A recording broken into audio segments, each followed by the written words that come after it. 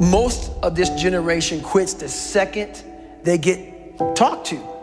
You did this wrong, or they get yelled at. It's so easy to be great nowadays because everybody else most people are weak.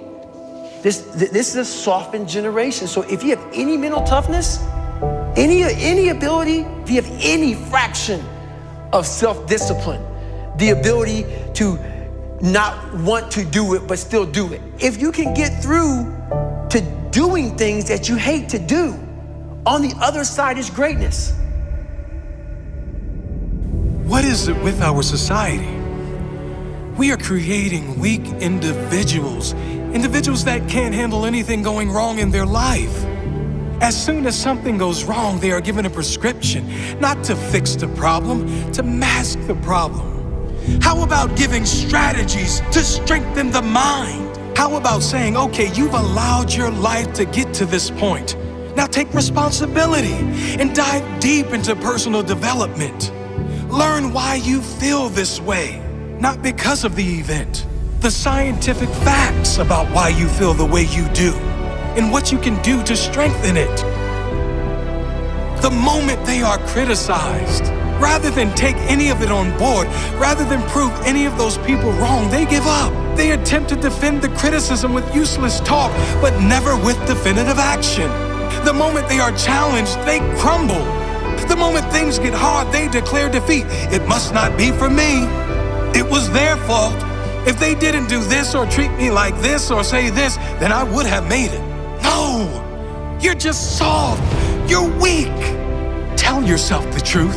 Because until you do that, until you look in the mirror and acknowledge that you are the problem, you'll never be able to grow into the person that is capable of achieving all those things you want. You are the problem, the only problem. Your mindset is the problem. Your attitude is the problem. It is no one else's fault, it's yours. If you want the good news, you are also the solution. You and only you. If you have character, that statement will change your life. If you have no character, you'll remain an average complaining hater like most other people. You are your only problem, and you are the only solution. Sure, big things happen, tragic loss, things which no one would deserve. I'm not talking about those things. I'm talking about the people who are one job loss away from a breakdown. One relationship breakup away from depression. One argument ruins their entire week. Come on, people. This is not how to live. Even with the big stuff, if you have perspective, if you know who you are, if you really appreciate everything you do have and believe everything is as it should be, all of those big things can be handled much better. Knowing your loved one would want you to be happy and move on. Knowing that living in pain and holding on to resentment is letting that person who did you wrong win.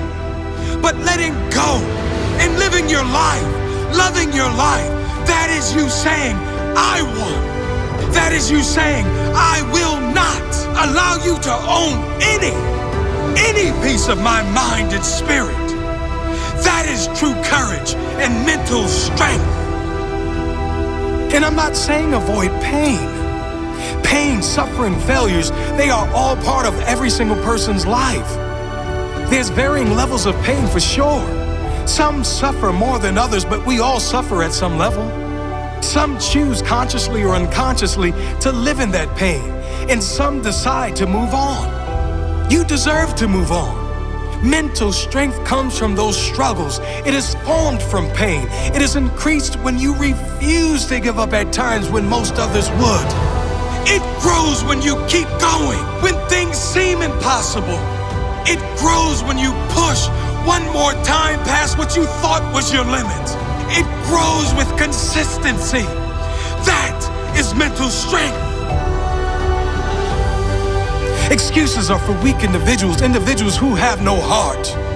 Take responsibility for where you are now and commit to do something, anything, whatever it takes to make sure your future is better.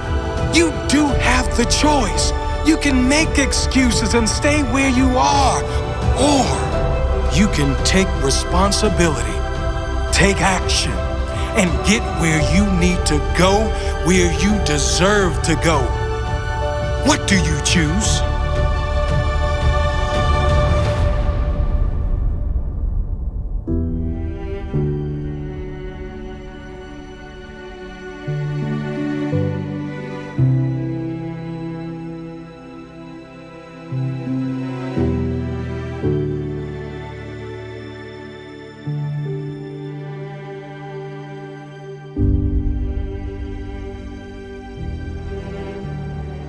Tap dance around the truth by finding the right words so I don't hurt you because you have thin skin.